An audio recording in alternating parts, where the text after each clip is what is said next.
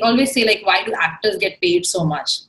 Think of it, the kind of risk that they take in putting themselves out there, or a sportsman, because they're out in that spotlight. All of that risk and stress is quite a big thing, and that is what creates a lot of inequality, because some people don't take that many risks in life and some people take too many risks in life. It's a simple thing. Risk return is the basic tenet of life. More the risk you take, more returns you're likely to get.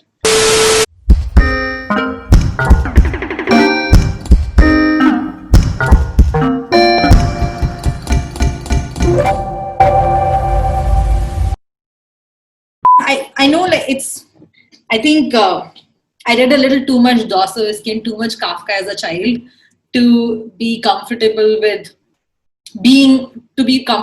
earning money. Like, something that recently happened to me when I was traveling in Uttarakhand and I was meeting other people, or every time I meet somebody, let's say I have an iPhone and I meet somebody whose income for the entire year is worth my iPhone. It's very deeply discomforting. It's just, I have no words to explain, and I'm still trying to, like, struggle with it, how I feel at that moment. And becoming a CEO, becoming an entrepreneur, I'm and being in such deep tech zone. So, like, when we started, I told my brother, we will either end up bankrupt after 5 years or we'll be millionaires. There's no midway.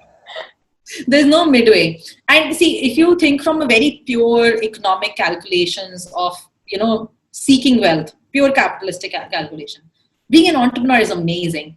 The probability that you will end up way more richer than your friends who go for, risk averse or less risky jobs. See, it's a simple thing. Risk return is the basic tenet of life. More the risk you take, more returns you're likely to get. So putting yourself out there with, let's say, this podcast, it's a risky thing. It's scary. So more you're going, we always say, like, why do actors get paid so much? Think of it, the kind of risk that they take in putting themselves out there, or a sportsman, because they're out in that spotlight. All of that risk and stress is quite a big thing. And that is what creates a lot of inequality, because some people don't take that many risks in life and some people take too many risks in life. But then, yes, you took risks, you got a lot of wealth, but then what do you do about inequality? So it's quite deeply discomforting for me as a person to even think of this, like, phrase as leader, because who the fuck am I to be a leader? Like, who are you kidding? I am not gifted with the kind of self-assurance and non-criticism that Mr. Modi has, that I'm really comfortable with being a leader. Like, I can criticize myself too much on a day-to-day basis.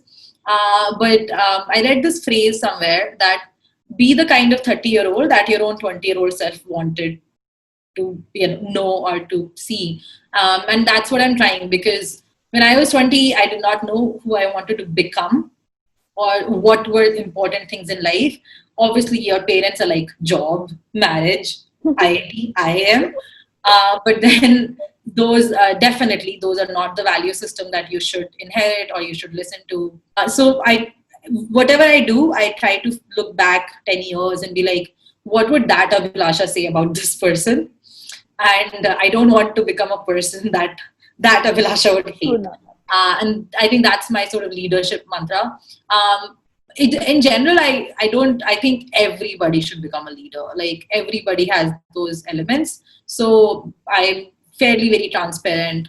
I'm quite enabling in that aspect. I understand that there are highs and lows, that some days you work very hard, some days you don't work low. So, there's a figuring out. As long as we have a common North Star, then we will all work for it. So within my team, when I'm hiring or something, I look for what kind of personality you are and how much of a critical thinking that you have, how self-dependent, self-motivated, self-managed, proactive you are. Like, for instance, let's say I meet somebody who's a grade 12 person who's learned data science all by himself or herself, and somebody who has taken like a full like undergraduate degree in data science and spent a lot of money. I'm likely to hire the grade 12 person if the skill level is same, and you'll be surprised to know we have hired a lot of college kids over people who've done masters and all, because a lot of time people think that certification will get them a job, and nothing could be farther away from that. It doesn't get you a job. Your skills get you a job. One of the leaders that I kind of look up to is FDR, Franklin D. Roosevelt. And I think something which was very deep about him was that he had polio when he was 40 years old, and he was this like handsome, tall man. And that sort of made him into this like really, a leader who was extremely empathetic about things around him and very diplomatic. And he believed in quite a different version of world, and he made it happen. So from time to time, I take a lot of my philosophy and optimism out of the window and become pretty pragmatic, because that you have to balance between the entrepreneur and philosopher. This is a fun conversation. I've not talked to somebody like this for so long. This is a really nice and honest conversation. Yeah. Okay, so I think now that you talk about like what we told as kids, I think we're fed with a lot of conventional ideas of success and failure. Mm-hmm. So how do deviate from that kind of set roadmap that we're constantly fed as kids? Hear me. Like, I mean, I just turned 30, and it's subconscious, which is like, wait, kids, marriage. And I'm like, as a logical woman, I know that, it's fine till 38, 37. It's completely all right. Not every female needs to bear children as well. That's not a definition of like femininity or something, but still it's like a big subconscious, like, elephant in my room is like sitting in that corner. It's like, so when are you getting married? Like, whenever you send me a good boy, man. I think knowing more and more different types of people would be the first step to going away from that conventional life, or that path that everybody tells you that this is a road and you have to go. Because when you meet people who have taken different roads and who are happy and content, and you like them, you're like, wait, your life is really good. I want it. But it's not at all like the life that my parents told me is good, and also like when you meet people who have that conventional life, and you can like almost see that it's not happy or it's not fulfilling, I feel you are able to build up that narrative for yourself that, this looks safe and secure, but it's not something that is for me. And YOLO is the main thing. We've got one life. Like, if we don't explore, who else would, right? So there are obviously roadblocks when you're trying to do something, and that's fun. That is exactly what is more fun. Like, do different roadblocks than your parents did or your siblings did. Yeah, like charting out your own path, and it doesn't have to be good or bad. I think that's another very big thing where people are like, hey, if you chart your own path, what if it's not better than this one? There is no good or bad. The earth is round, man. There are no like 7 planes here. Like, you can have a life where you make zero money, like make no money at all. Let's say you're cycling the entire world and you're like living in farms and everything. It's fine. It's good. It's as good as like a life with Gucci and Prada. I would say it's a better life. So, and a lot of, I know, like, when you're 18, when I was 18, I definitely did not know what I wanted to do. I even don't know today. But more you test and try, this is not something I like. I'll tell you, I worked in Wipro for 6 months, and I was like, this is not something I'm ever subjecting myself to. Okay, I've been in slightly bad relationships. I'm like, never again. You eat bad food, then you realize, okay, I'm not going to eat it again. But you have to try different cuisines to know what your cuisine is, right? We're born Indian, so obviously we've seen Indian cuisine. It's not my cuisine though. So why limit that thing? It can be, you can feel that way with music. You might find a song which is from somewhere else in the world, some small artist that nobody has heard of. Everybody is like, oh, Pink Floyd is the best. And you hear this music and it's like, wait, I relate more to it. It's not popular. So I think there are so many constructs that we just follow because we have so much self-doubt. I mean, I have a lot of self-doubt, not this thing, but maybe we should just talk more about our self-doubts. Right, absolutely.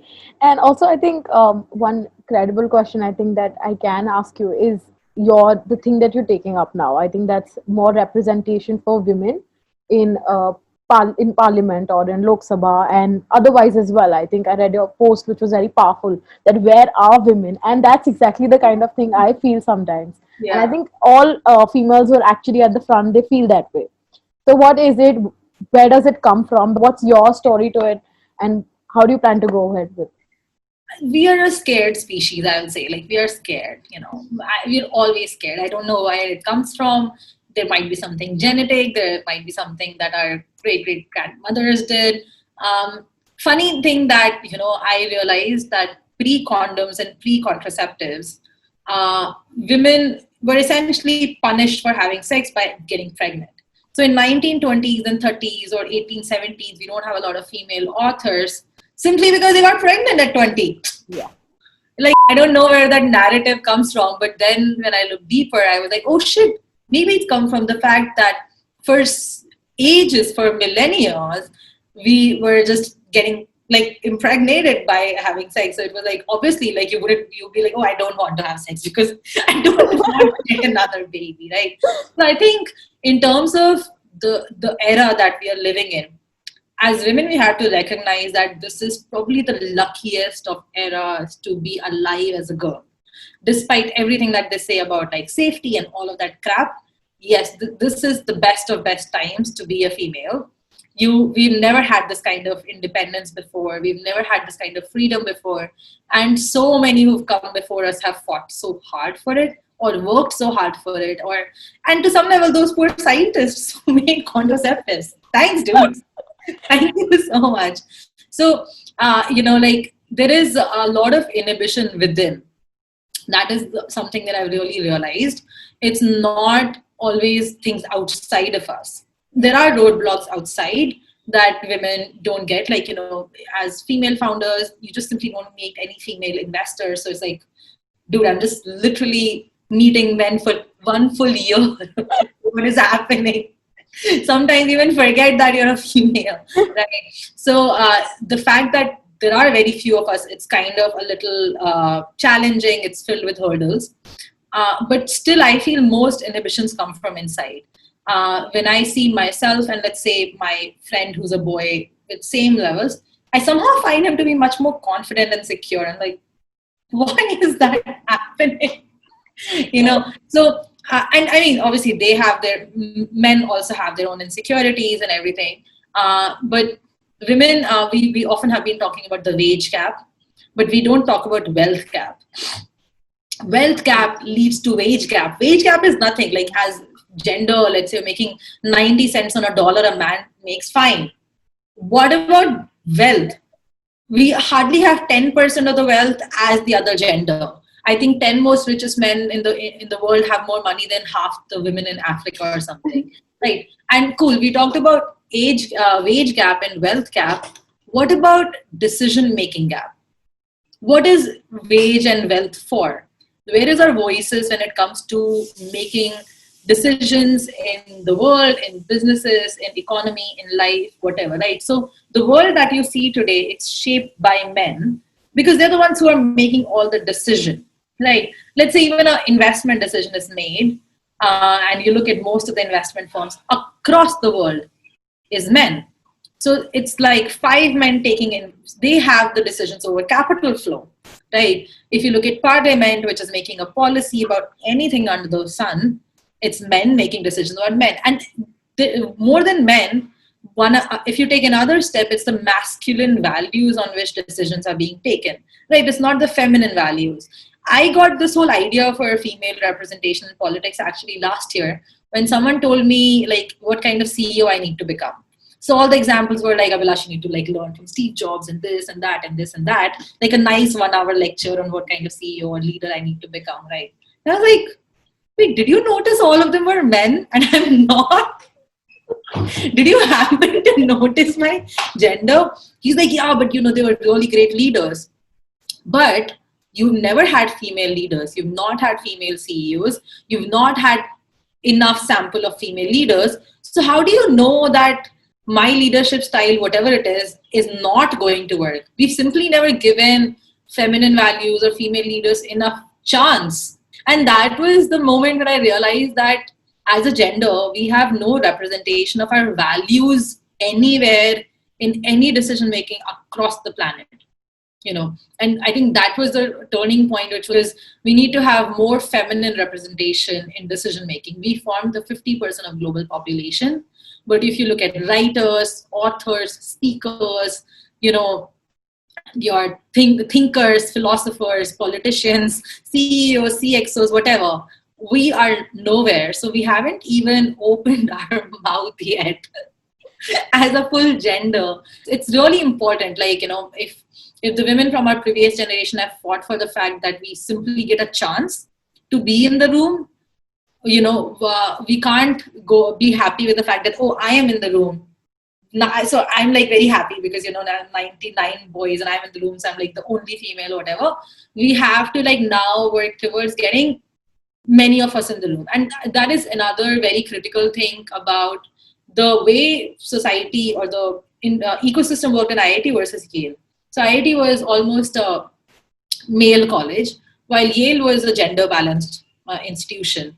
And there were many subtle things about this gender balance that were really amazing. And I feel that more we work in the direction of that gender balance, right? Like if we go from, right now Parliament is 9% female, and if we go from there to 25% female, I think in the female CEO ecosystem, I think we might be less than 5%. If we go from 5 to 25%. In the investment sector as well, we might be 5 to 7%. In India, we are pretty low. All the principals, partners, associates, everybody is a man. So if you were to move into a direction of a little more like 30, 40%, our world might look extremely different. The day we have 30% females in parliament, represented, not by some sort of reservation or something, by their own merit, by winning their own elections and everything, I feel that's the day where my purpose is done, and I feel the positive effects will be felt in every single domain of life. Did you care about climate action growing up as well, or is it something that you cultivated along the way? You realized that things are changing and then you decided to take action for it? So how has it been? I didn't care about it growing up, for sure. Growing up, you're like, oh, I want to earn money. When I went to college, so I was in second year when I was 18-year-old. I only cared about this job in Hindustan Unilever, which was paying 18 lakhs per annum. I wanted a super dream job. I wanted to get the highest paid job or something. What a shitty person I was. I think first time that I really felt about climate change was actually even after graduate school. When I started to realize and look at and read news and, look at all the ice caps melting and glaciers melting and the amount of plastic in the world. I think Guardian as a newspaper did a very good job of covering the news for the first time. So that was the first time where I figured that, I got this feeling from inside that I might not be alive after one point. I felt that, wait, I'm in 2018 or 2017 this was. Am I going to be alive to be a 60-year-old person? I met somebody who turned 105 when I was 27, and she shared the birthday with me. She was also born on 23rd July. And just thought that, wait, will I ever turn 105? Okay, fine, 90, 80. And I was like, okay, 80 means I have to live till 2070. 2070, is there a planet to live till 2070? When I started to calculate back from it, right? 2070 is not possible. 2060 possible hai. 2050 possible hai. What are we doing with our lives? There is nothing. I mean, this is something I truly feel. A lot of times, there's a lot of gaslighting that happens for climate people, which is you're wrong, human innovation, we shall survive, we will live, and all of that stuff. And we're at 415 ppm of carbon emission level. 35 billion tons going again this year. So I don't know like why a lot of businesses in coal and oil are still going the way they are. And if you look at India, environment is such a small sliver. From my graduating class of IIT of about 700 people, and totally about let's say 5 to 7,000 people, how many of us are working on environment? Like top 1% of India does not seem to care about environment as the leading problem. Like there are people like you and me, there are skilled graduates who are enabling all of this. What if they were to leave that and be like, okay, I'm going to work towards canceling plastic. Kitna kuch ho jayega. I'm going to work towards like, a transport system which does not take oil. But for that 20 lakhs ka job, we are still doing those jobs. And that's my biggest problem, right? Like when if you look at it, our generation is the worker generation. The decision generation is definitely the previous one, but we are still in those jobs. We are still not leaving those jobs. And I don't know what we are so secure about or what we are so happy about, because I can guarantee that we shall be dead unless we do something. So that's the biggest like sort of thing that happened towards climate action, that I realized how much my own labor is worth. Like, I realized that by choosing my job or what I do for work carefully, I can really reduce the, carbon footprint and really solve climate change. I am not that disenfranchised. Like, I think when you stop feeling that you matter or your decision or your actions matter, then it's easy to pick up any social cause. Because then you're like, wait, I can change it. I think it's quite a lot about being critical to yourself. And I think my last question has to be this one, because I think dropping out of college is something which is very like romanticized. Now, your brother and also your co-founder, I think, yeah, so he's a college dropout. And you, on the contrary, you're like the maximum level of American education. So you've gone to graduate school. So compare and contrast that for a school kid. So the thing about Kshitij is that he's a quite focused child. He's very focused. So when he needs to learn something, he can learn something like through the internet very well. I have also learned a lot of things through books, actually. I won't be frank. Like I got my I must have read about 250, 300 books or something. And I've gotten a lot of understanding of anthropology, geography, economics, whatever, through books. And so I definitely don't think that education has any value. So I have a total of 7 years of education and 3 degrees, out of which 5 years and 2 degrees is completely worthless. You can just throw it in the trash can because I can't recall one subject from that time, frankly. Like if you ask me third year, first semester, tell me one subject, I'll be like, no clue. And the only thing sort of I learned at that time was, how to live like independently. So, which you can learn by yourself. You don't have to go to college to learn how to live independently. I learned how to travel and make friends and everything. So definitely a problem that Kshitij faces is that since he hasn't gone to a college system, he sometimes in social skills, or one is that he's also introvert. So even if he would have gone to a college, he probably wouldn't have that many friends. But then, reaching out to people, partying, like living by yourself, like all of those things, he sort of struggles there a little. But then we can't separate if that is because he's a college dropout or is he an introvert. I'm an extrovert, so you can't tell if that is because I'm an extrovert or if I went to college. But I think college is really, really overrated. I'll be very honest. I see Yale as a place where take my degree away, I don't care. I made a lot of friends and a lot of professors who were friends. So, I had an equal dialogue with the person who was teaching me. That's very important. There was no power hierarchical situation. It was like, this person happens to know this person happens to want to know this, they meet each other and they explain. Fun fact, that's what I do to Kshitij. So we have a lot of whiteboards in our house. So sometimes I'm just like, okay, you don't know this? Cool. I'll explain this to you. 1 hour later, he knows it, right? So knowledge is everywhere. Like, you can get a lot of information from your dad, from your friends. And if you reach out to people, I've seen, they tell you. Like, you want to reach out to me, like, I'll tell you whatever you want to know about economics. I don't care. We love it. So sharing knowledge is a really beautiful experience as well. It makes you very happy. It actually makes you more smarter. It gets you to learn that concept even much better. So you can go for either or, but don't go to crappy colleges, I would really say.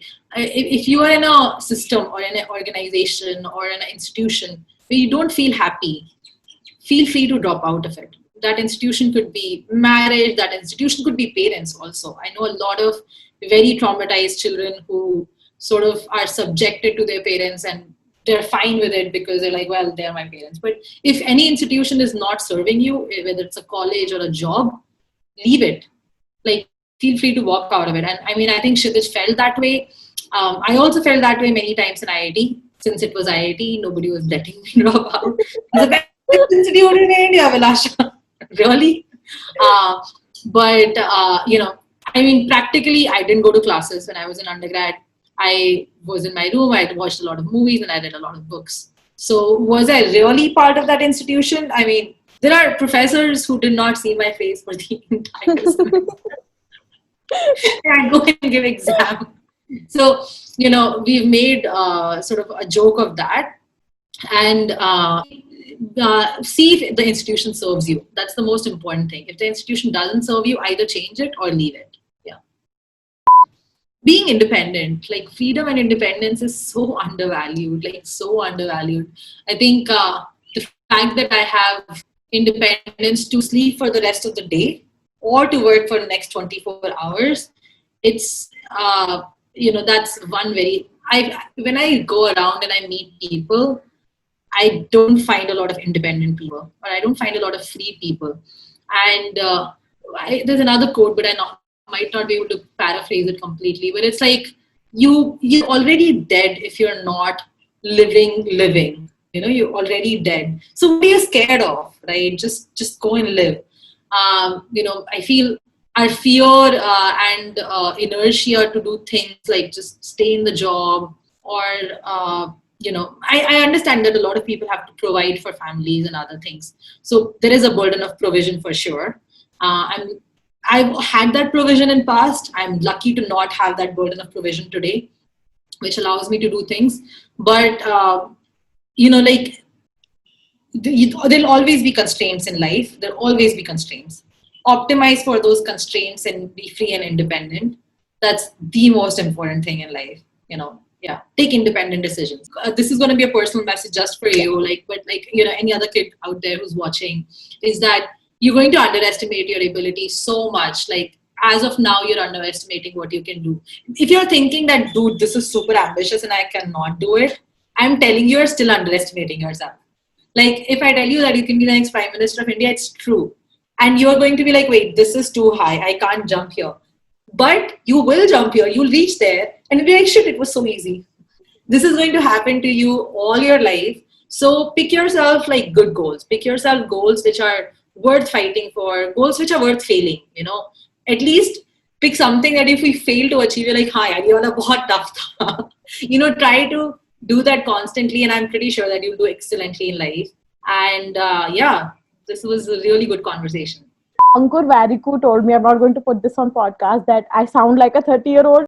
And you texted me like, so I saw that podcast and I was offended. I was like, what the hell are you saying? Like, I saw that podcast. That's where probably I sort of just responded to you instantly. I didn't know you, but I was like, wait, this is offensive, dude. And I was like, you don't say shit like that. And it shows how wrong you are as a person. And I constantly emphasize, we as young people, and when I was young, I haven't changed. A lot of people are like, oh, you've matured and you. I think, no, when I was 13 years old, I used to feel these things. When I was 13 years old, I used to write these kinds of poems. I've only got more validated. Now, when I say something, people are like, oh, it's amazing. And I was saying the same thing. When I was 16, people are like, you're like a dumb piece of shit. I used to write poems in undergrad, and I was made to believe, by just the system around it, I was not a good writer. Like, oh my god, she's so emo, this, that, you're always writing about a breakup, blah, blah, blah, blah, blah, blah. And I completely stopped writing. And then I was reading some of my old poems the other day and I was like, wait, wow, these are beautiful. Now if I write the same crap or if I write the worst crap, people are like, oh my god. So why we don't acknowledge our young people, and it's so wrong. Like, I felt very offended by his comment there. Like, what does it mean? Like, you're 30 years old. Like what? I feel sometimes that I'm getting really self-assured or I'm getting too overconfident, and I like reach out to people in my team who are younger. It's like, dude, feel free to like question me, because sometimes what happens is that the world around us puts much more confidence into us, so we feel super confident, but we might be completely wrong, and you might be completely right, but everyone is questioning you, so you're like, oh shit, I'm not right. So that whole age thing, so wrong. Yeah, that So wrong. correlation actually sucks. And I've actually, some people, tell me, you're too young, you learn with time. I'm like, no, I want to learn it right now. No, see, what used to happen is that this whole phrase that you're too young, you learn with time comes from back pre-internet era. Back in the days without internet, it took people a long time to gather information. Because that information wasn't there, right? Like, you had to live to know. Now that information is out there in 2020, when you have thousands of terabytes of information at your fingertips, you can know exactly the same amount of things that I can know. If you don't, you might be able to learn them in 3 months, 1 month, and you might be able to learn more than Ankur Warikoo about entrepreneurship by doing your own startup in the next 2-3 years and becoming really successful, or failing at it. Either or. It's not that you don't learn by failing, right? Yeah. Thank you so much. I mean, I just can't maybe explain how profound and how fun it has been to talk to you. This conversation, it has genuinely reached out to me, and I'm sure it will reach out to many others like me.